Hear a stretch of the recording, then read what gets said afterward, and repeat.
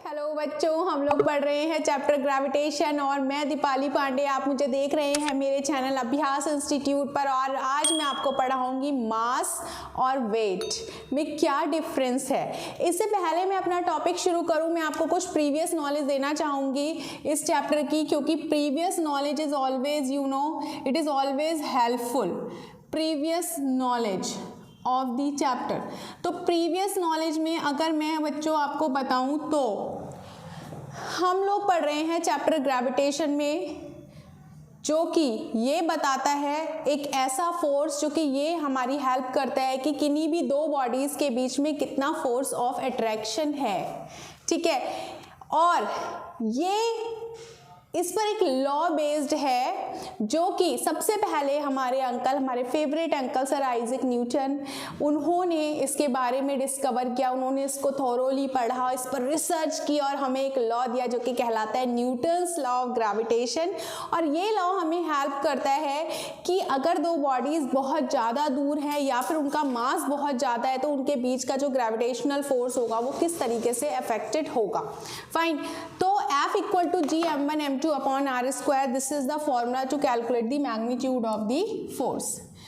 बच्चों, it is not surprising कि हम लोग एक ही चीज़ को बार बार पढ़ रहे हैं। आप बोलोगे कि मैम एक ही चीज़ को बार बार पढ़ा रही है बच्चों, क्योंकि हमारा जो माइंड होता है ये कुछ चीज़ों को जब बार बार सुनता है तो वो चीज़ें हमारे दिमाग में बैठ जाती है। फाइन, तो इसलिए मैं ऐसा सोचती हूँ कि अगर मैं अपने प्यारे बच्चों को बार बार एक ही चीज़ बताऊँगी तो ये उनके लिए रियली बहुत हेल्पफुल होने वाला है। ठीक है, तो आप लोग मुझे ध्यान से सुनिए। यहाँ पर बच्चों जी जो है वो है universal constant of gravitation, universal constant of gravitation, और इसकी एक वैल्यू मैं आपको बता चुकी हूँ, वो क्या है, वो है 6.67 into 10 to the power -11 newton metre square पर किलोग्राम स्क्वायर। एक छोटा जी जो कि कहलाता है एक्सीलरेशन ड्यू टू ग्रेविटी भी हमने इस चैप्टर में अभी तक पढ़ा है। So acceleration due to gravity और यूनिवर्सल कांस्टेंट ऑफ ग्रेविटेशन में एक रिश्ता है, वो है G equal to gm upon r square, and students G is inversely proportional to 1 upon r square. मतलब अगर रेडियस बढ़ेगी तो G की वैल्यू घटेगी और रेडियस अगर घटेगी तो G की वैल्यू ऑटोमेटिकली बढ़ेगी। सो इन दिस वे ये वाला जो G है it help us to calculate the weight of a body. और आज का हमारा जो टॉपिक है वो है मास एंड वेट। फाइन, तो आ जाते हैं हम अपने टॉपिक पर जो कि है मास और वेट के बारे में। ठीक है, इससे रिलेटेड अभी आप लोगों को लग रहा है कि मैम ने ये हमें इनफ नॉलेज प्रोवाइड की है, दैन इट इज़ फाइन, लेकिन आपको लगता है कि अरे नहीं कुछ और न्यूमेरिकल्स भी करने चाहिए थे, मैम को कुछ और भी पढ़ाना चाहिए था, तो definitely you go through all my videos and देखो मैंने कितने प्यार से पढ़ाया है, कितने अच्छे से पढ़ाया है आप लोगों को। और अगर लगता है कि हाँ मैम ये वाली चीज़ रह गई है तो कृपया करके प्लीज़ मुझे कमेंट सेक्शन में ज़रूर बताना। ओके, तो बच्चों हम मास के बारे में पढ़ेंगे एंड वेट के बारे में पढ़ेंगे। ठीक है, तो मास और ये वेट, कुछ लोगों को ऐसा लगता है, कुछ लोगों को जो कि साइंस की लैंग्वेज में नहीं सीखते हैं चीज़ें, उनको ऐसा लगता है कि मास और वेट दोनों एक ही चीज़ें हैं, बट ऐसा बिल्कुल भी नहीं है। मेरे स्टूडेंट्स बहुत समझदार हैं जो कि साइंस को साइंटिफिक एटीट्यूड से देखते हैं और ये जानते हैं कि मास और वेट में कुछ तो अंतर है। तो मास क्या होता है, the quantity of matter present in a body is called its mass. तो अगर मैं आपको पहला डिफरेंस बताऊं तो आप ये लिखोगे the quantity of matter present in a body is called its mass.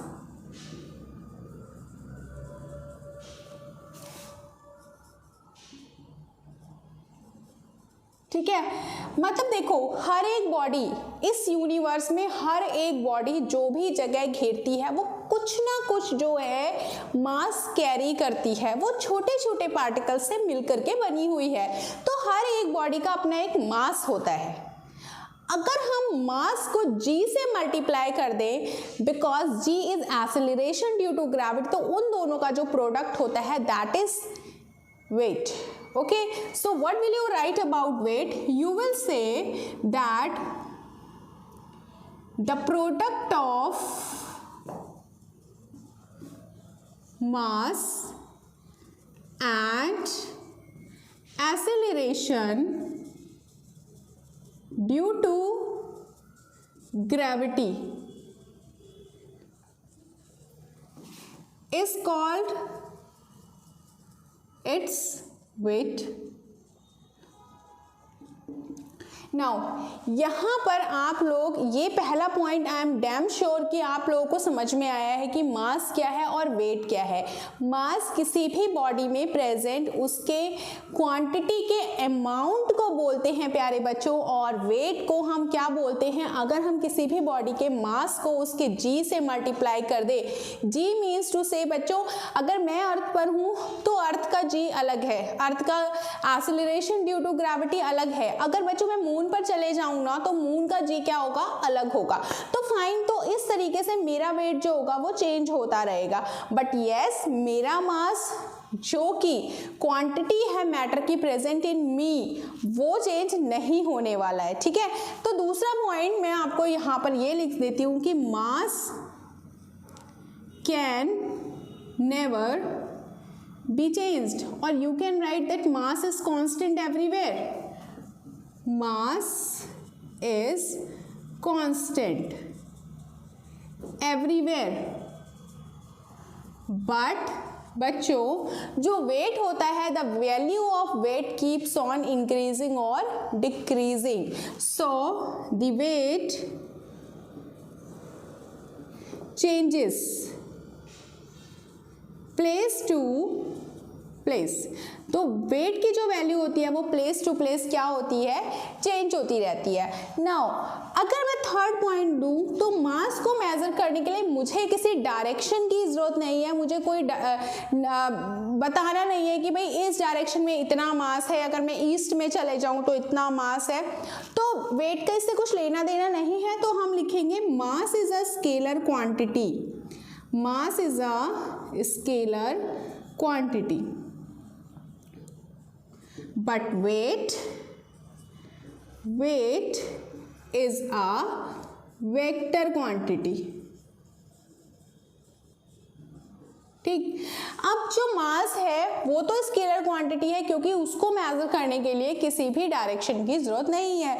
But wait जो है वो डिपेंड करता है कि आप कहाँ पर वेट नाप रहे हो। आप अर्थ पर हो, आप मून पर हो, अगर आप अर्थ पर हो तो पोल पर हो, भाई अर्थ से ऊंचाई पर हो, डिपेंड करते हैं कंडीशंस पे। तो वेट क्या है? वेट एक वेक्टर क्वांटिटी है। ठीक है, मास कभी भी जीरो नहीं हो सकता, क्योंकि अगर कोई बॉडी है तो ऑब्वियस सी बात है उसका कुछ ना कुछ मास तो है। तो mass can never be zero, mass can never be zero, but yes weight can be zero.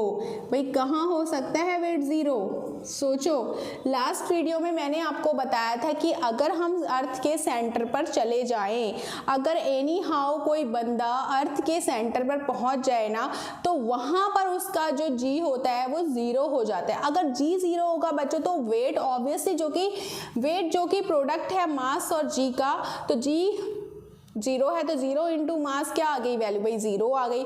तो वेट जो होगा वो जीरो हो सकता है, बट मास जीरो नहीं हो सकता। अगर किसी बंदे का वेट जीरो है, जैसे अगर कोई स्काई में चले जाए, अगर कोई स्पेस पर चले जाए, ठीक है, अगर कोई स्पेस पर जाएगा तो क्या होगा? वहां पर बंदे को अपना वेट फील ही नहीं होता, मतलब वहां पर जी जो होता है वो होता ही नहीं है, वो एक्ट ही नहीं करता है। इसलिए बंदा जो होता है वो वेटलेसनेस को फील करता है, एंजॉय करता है। ठीक है, स्पेस में फ्लोट करता है। कैसे फ्लोट कर पाता है? क्योंकि वहां पर ग्रेविटी ही नहीं है।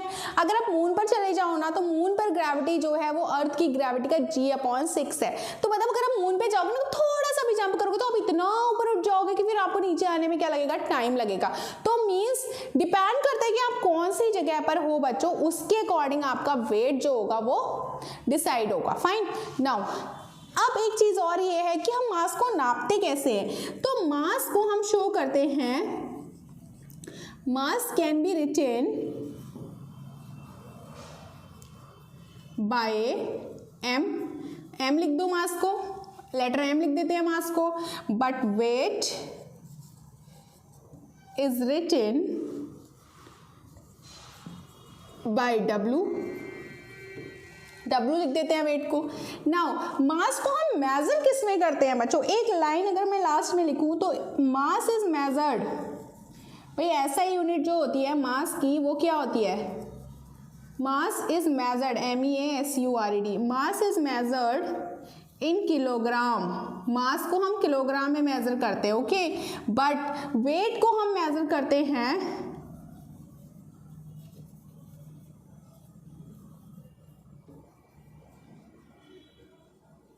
किसमें, इन न्यूटन, तो वेट को हम मेजर करते हैं न्यूटन में, okay. So I think so these all points are clear to you, fine. तो W जो है ना वेट, वेट का फॉर्मूला क्या हो गया, M × G,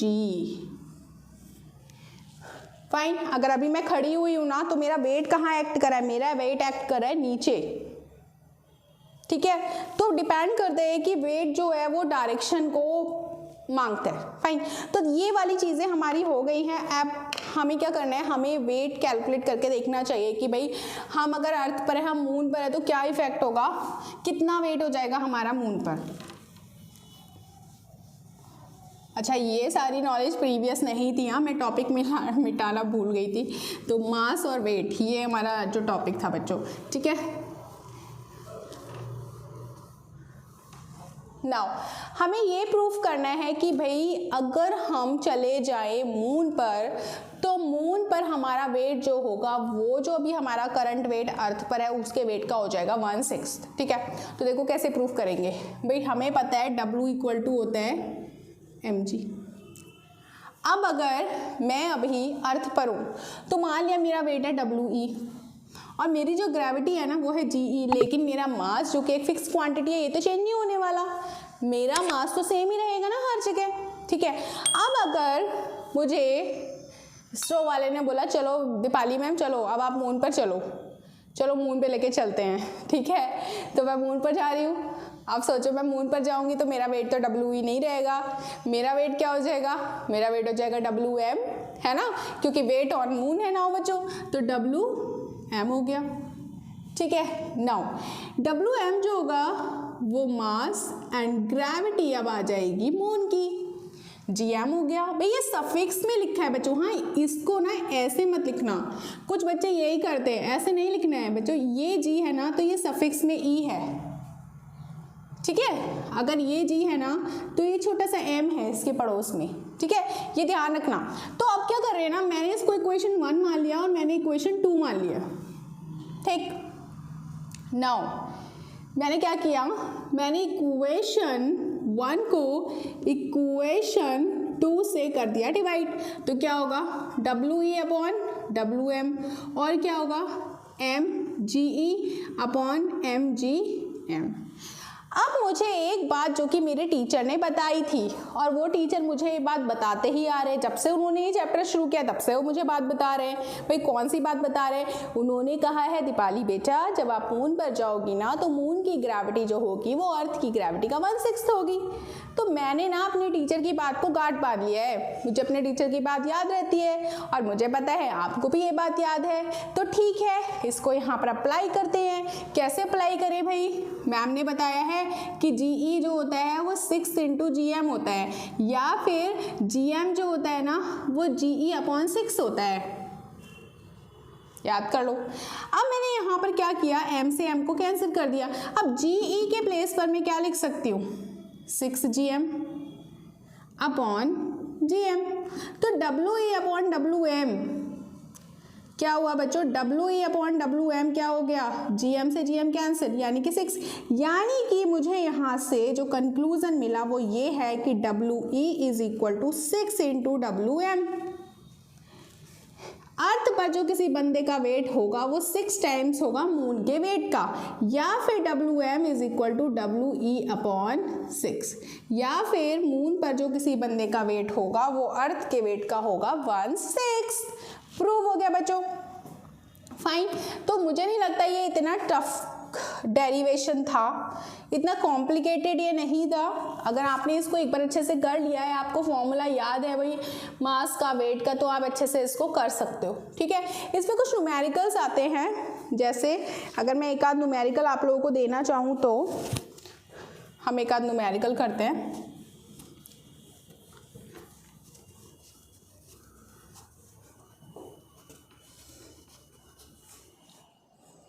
अच्छा, एक न्यूमेरिकल ये है, find the weight of a body,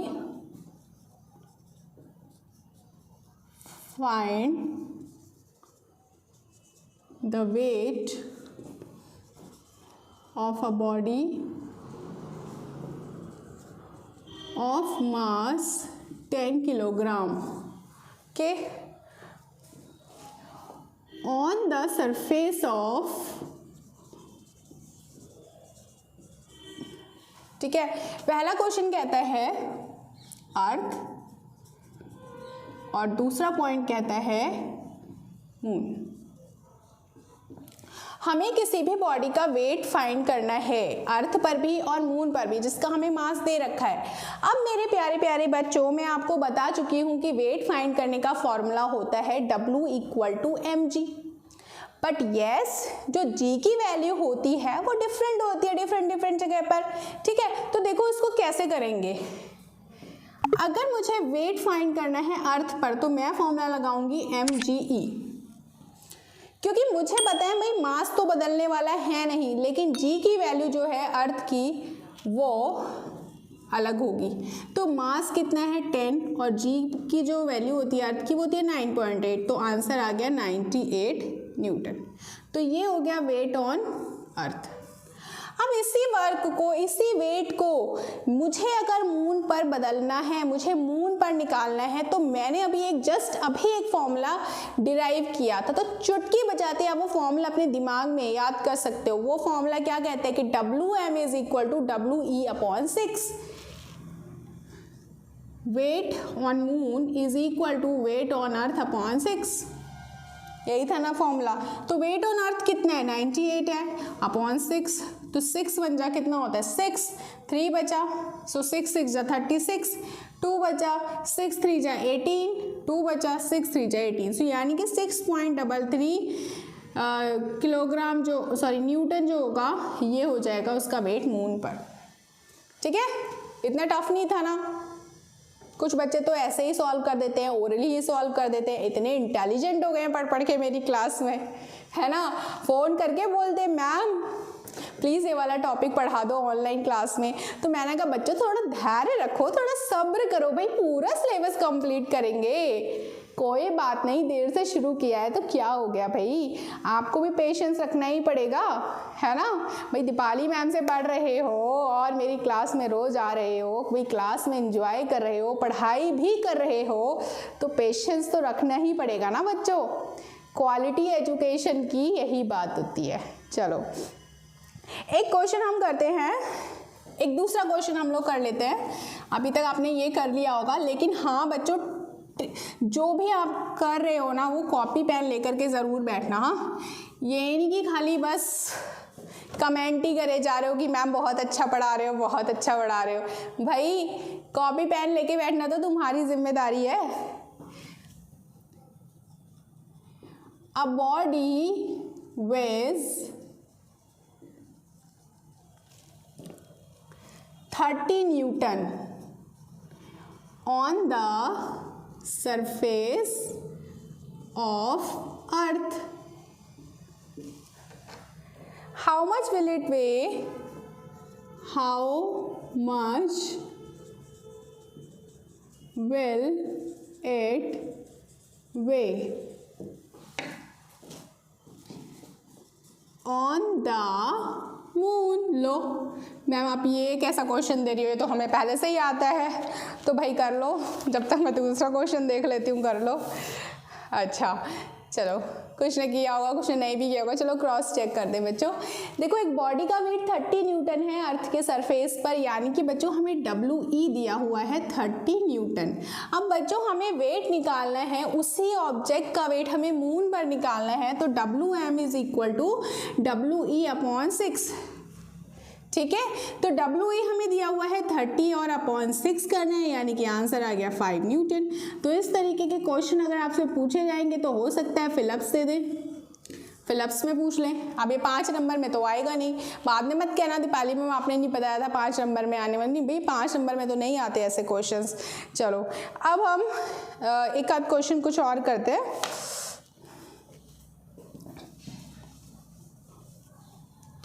चलो ये बात तो ठीक है कि अब स्टूडेंट्स को थोड़ा बहुत इंटरेस्ट आ रहा है साइंस में, फिजिक्स में।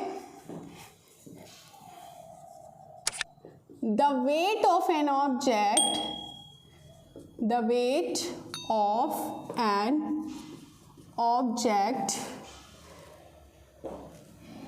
Is 100 newton on the surface of earth. ठीक है, find its mass and wait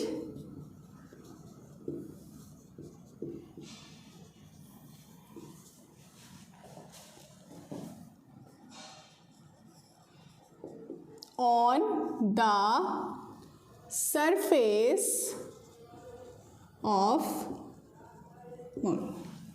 ठीक है, अब देखो ये क्वेश्चन भी कुछ इतना ज़्यादा कॉम्प्लिकेटेड है नहीं। अगर आप थोड़ा सा एफर्ट्स करो तो मुझे लगता है आप लोग मुझसे पहले से कर लोगे। चलो रेस कंपटीशन करते हैं कि कौन पहले करेगा। ठीक है, देखो किसी ऑब्जेक्ट का वेट जो है वो 100 न्यूटन है। कहाँ पर है 100 न्यूटन? अर्थ पर, यानी कि WE दे रखा है 100 न्यूटन। अब हमें उसका मास और वेट निकालना है मून पर। तो बच्चों मास तो कभी चेंज नहीं होने वाला भाई, मास तो सेम ही रहना है हर जगह। ठीक है, बट हमें उसका वेट भी निकालना है मून पर। अब बच्चों जब आप मेरी लास्ट क्लास में आए थे तो मैंने आपको एक चीज़ ये बोली थी कि जो G की वैल्यू होती है वो 9.8 मीटर पर सेकेंड स्क्वायर होती है। बट हाँ, किसी भी बुक में नहीं लिखा है कि आपको 9.8 ही रखना है। एज पर योर कन्वीनियंस, अगर आप फील करते हो कि मुझे 9.8 रखकर कैलकुलेशंस ईजी नहीं हो रही हैं तो आप G की जगह पर 10 भी रख सकते हो, अगर वो क्वेश्चन में नहीं दिया है तो। फाइन, तो मैं क्या करूँगी, मुझे यहाँ पर दिख रहा है कि भाई अगर मैं G की वैल्यू 10 ले लूँगी यहाँ पर तो मेरी कैलकुलेशन इजी हो जाएगी। तो मैंने G की वैल्यू को 10 ले लिया। मुझे मास कैलकुलेट करना है, मुझे WE दिया है, मेरे पास फॉर्मूला है WE is equal to mass into G। WE के प्लेस से मैंने 100 रख दिया, मास मुझे नहीं पता, G मुझे 10 पता है, तो मास हो गया 100 अपॉन 10। तो 0 से 0 कैंसिल हुआ, यानी कि मास आ गया 10 किलोग्राम। तो यानी कि ऑब्जेक्ट का मास है 10 किलोग्राम। हमें ऑब्जेक्ट का वेट निकालना है मून पर। तो मून पर वेट निकालने के लिए हमारे पास बहुत सारे ऑप्शंस है। या तो भाई हम मास को G की मून की ग्रेविटी से मल्टीप्लाई करें, या फिर हम अर्थ के वेट को 6 से डिवाइड कर दें। दोनों केस में हमारा आंसर सेम आएगा। तो WM is equal to WE upon 6 कर देते हैं बच्चों। तो 100 अपॉन 6 यानी कि 50 अपॉन 3 यानी कि 16.66 यानी कि 16.7 Newton. This is the weight of an object on the moon. Okay, so this is the question. Now अब मुझे लगता है कि अब आपको जितने भी क्वेश्चंस आपके टीचर क्लास में देंगे आपको बस समझ में आ गया है। वो क्या है? वो है इसका कॉन्सेप्ट। और कॉन्सेप्ट जहां आपने समझ लिया, you can solve any question based on the topic। तो now आज की वीडियो के लिए इतना बहुत है बच्चों। आई एम वेरी हैप्पी कि आपने मेरी क्लास को एंजॉय किया, आपने स्माइल किया एंड आपने पढ़ाई की मन लगा करके। तो अब हम अगली वीडियो में मिलेंगे, तब तक आप मेरे साथ कनेक्टेड रहिए। और हाँ, अगर आपने मेरी वीडियो को सब्सक्राइब नहीं किया है, लाइक नहीं किया है, कमेंट नहीं किया है, तो आपको ज़रूर करना है। And please do not forget to press the bell icon because it is very important. Okay, so thank you. Thanks a lot.